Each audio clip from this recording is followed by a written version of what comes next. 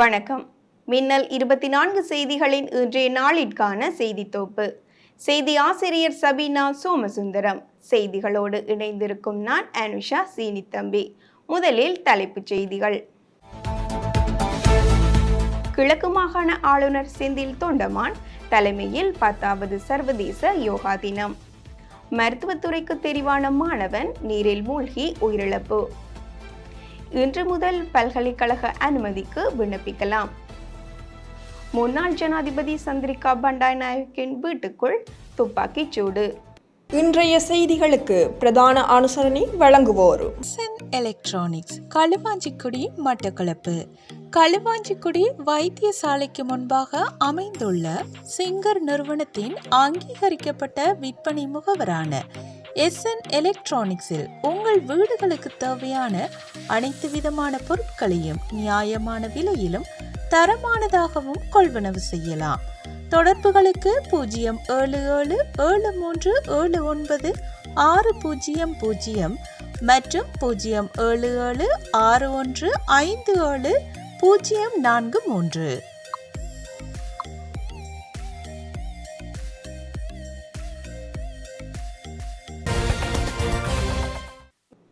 தொடர்வது விரிவான செய்திகள்.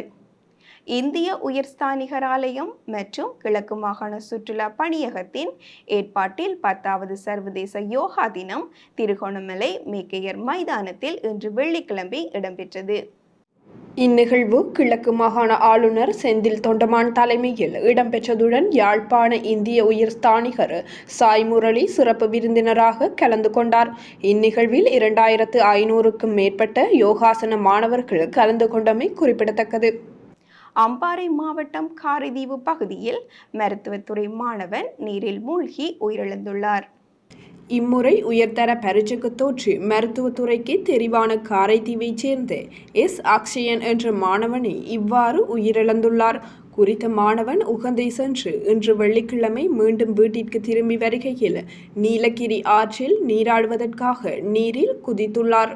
இதன்போது நீரினுள் இருந்த பாறையில் தலைமோதிய நிலையில் மயக்கமடைந்து நீரில் மூழ்கி உயிரிழந்துள்ளார். தற்போது சடலம் லாகுலை வைத்தியசாலையில் வைக்கப்பட்டுள்ளதுடன் சடலம் மீதான பிரேத பரிசோதனைகளின் பின்னர் சடலம் உறவினர்களிடம் ஒப்படைக்கப்படவுள்ளதாக தெரிவிக்கப்பட்டுள்ளது. கிழக்கு மாகாண சபையில் புதிய சிரேஷ்ட உதவி கணக்காய்வாளர் நாயகமாக கதிர்காமத்தம்பி பிரதீபன் நியமிக்கப்பட்டுள்ளார். இலங்கை கணக்காய்வு சேவை ஆணைக்குழுவின் அனுமதிக்கு அமைவாக கிழக்கு மாகாண சபை மற்றும் தொடர்புடைய அமைச்சுக்கள் மற்றும் திணைக்களங்களினது தேசிய கணக்காய்வுக்கு பொறுப்பாக இவர் நியமிக்கப்பட்டுள்ளதுடன் திருகோணமலை உட்துறைமுக வீதியில் உள்ள தேசிய கணக்காய்வு பிராந்திய அலுவலகத்தில் நேற்று வியாழக்கிழமை தனது கடமைகளை பொறுப்பேற்றுக் கொண்டார். மட்டக்களப்பில் கலாநிதி வ குணபாலசிங்கம் எழுதிய கிழக்கிலங்கையின் முருக வழிபாடு வரலாறும் வளமைகளும் நூல் வெளியீட்டு நிகழ்வு இன்று வெள்ளிக்கிழமை இடம்பெற்றது. சுவாமி விபுலானந்த அழகியல் கற்கை நிர்வாகம் கிழக்கு பல்கலைக்கழகத்தில் இன்று காலை 10 மணியளவில் இந்த நிகழ்வு இடம்பெற்றது. நிகழ்வில் நூல் அறிமுக உரையினை தென்கிழக்கு பல்கலைக்கழகத்தின் சிரேஷ்ட விரிவுரையாளர் சுபராஜ் வழங்கியிருந்தார். இந்நிகழ்வில் பல்கலைக்கழக உபவேந்தர்கள், பேராசிரியர்கள் மற்றும் நலன் விரும்பிகள் என பலரும் கலந்து கொண்டிருந்தனர். 2023-2024 கல்வியாண்டிற்கான பல்கலைக்கழக அனுமதிக்கான விண்ணப்பங்களை இன்று வெள்ளிக்கிழமை முதல் இணையவழி மூலம் சமர்ப்பிக்க முடியும் என தெரிவிக்கப்பட்டுள்ளது. இதன்படி இன்று காலை 6 மணி முதல் ஜூலை மாதம் 5ஆம் திகதி வரையில் விண்ணப்பங்களை சமர்ப்பிக்க முடியும் என பல்கலைக்கழக மானியங்கள் ஆணைக்குழு அறிவித்துள்ளது. அத்துடன் www.ugc.ac.lk என்ற இணையதளத்திற்குள் பிரவேசிப்பதன் மூலம் விண்ணப்பங்களை சமர்ப்பிக்க முடியும் என தெரிவிக்கப்பட்டுள்ளது. கொழும்பு கொகவல சந்தியில் மேம்பாலம் நியமிக்கப்பட்டுள்ள நிலையில் நாளை சனிக்கிழமை முதல் அவ்வீதியில் போக்குவரத்தை மட்டுப்படுத்த உள்ளதாக போலீசார் தெரிவித்துள்ளனர்.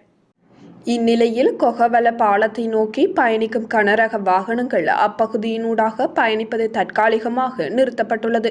இது தொடர்பான நிர்மாண பணிகள் 2 மாத காலத்திற்கு மேற்கொள்ளப்படவுள்ளதால் அக்கால பகுதியில் போக்குவரத்து நெரிசலை குறைப்பதற்கு மாற்று வழிகளை பயன்படுத்துமாறு போலீசார் பொதுமக்களிடம் வேண்டுகோள் விடுத்துள்ளனர்.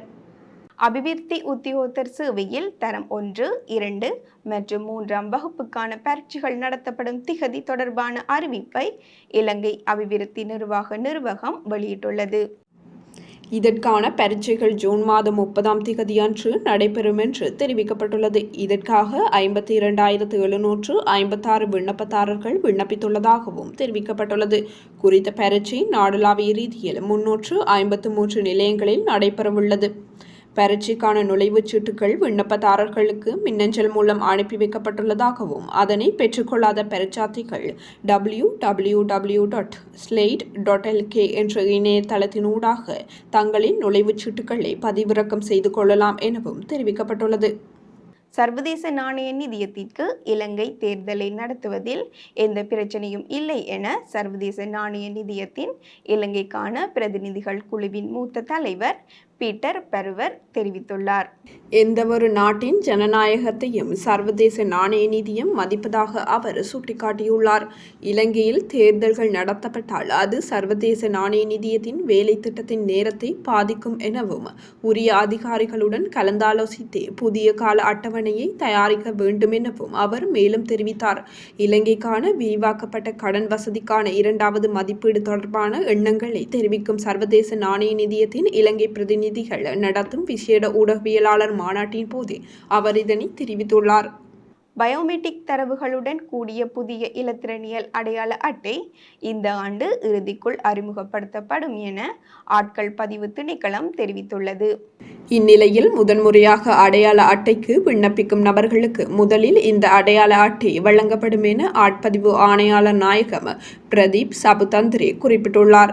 இதன் அடிப்படையில் தற்போதைய நிலையில் தேசிய அடையாள அட்டைக்கு விண்ணப்பிக்கும் பாடசாலை மாணவர்களுக்கு உறுதிப்படுத்தல் கடிதம் மட்டுமே வழங்கப்படும் என அவர் சுட்டிக்காட்டியுள்ளார்.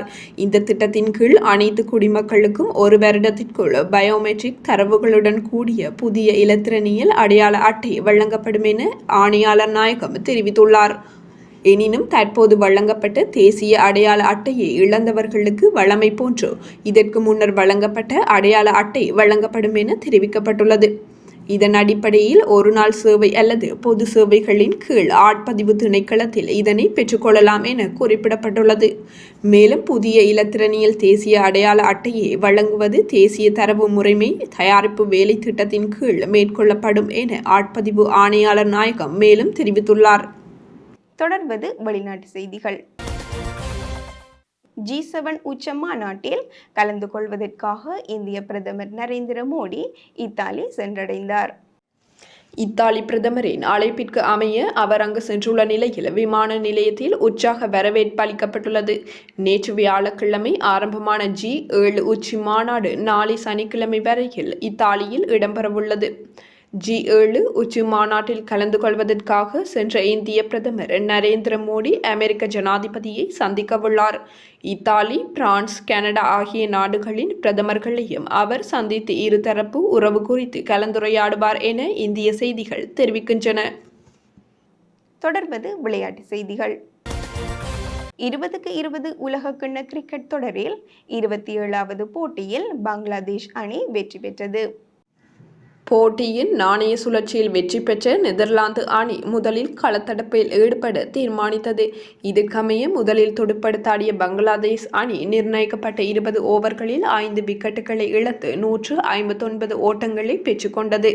இந்நிலையில் 160 ஓட்டங்கள் என்ற வெற்றி இலக்கை நோக்கி துடுப்படுத்தாடிய நெதர்லாந்து அணி 20 ஓவர்கள் நிறைவில் 8 விக்கெட்டுகளை இழந்து 134 ஓட்டங்களை மாத்திரம் பெற்று தோல்வியை தழுவிக்கொண்டது. ICC உலகக்கிண்ண 2020 கிரிக்கெட் தொடரில் 30வது போட்டி இன்று வெள்ளிக்கிழமை நடைபெறவுள்ளது. குறித்த போட்டியில் அமெரிக்கா மற்றும் அயர்லாந்து அணிகளும் மோதவுள்ளன. இந்த போட்டி இன்று இரவு 8 மணி அளவில் ஆரம்பமாக உள்ளது. இத்துடன் இன்றைய நாளிற்கான எமது செய்தி தொகுப்பு நிறைவடைகின்றது. வார நாட்களில் மாலை 6 மணிக்கு எமது செய்திகளை எதிர்பாருங்கள்.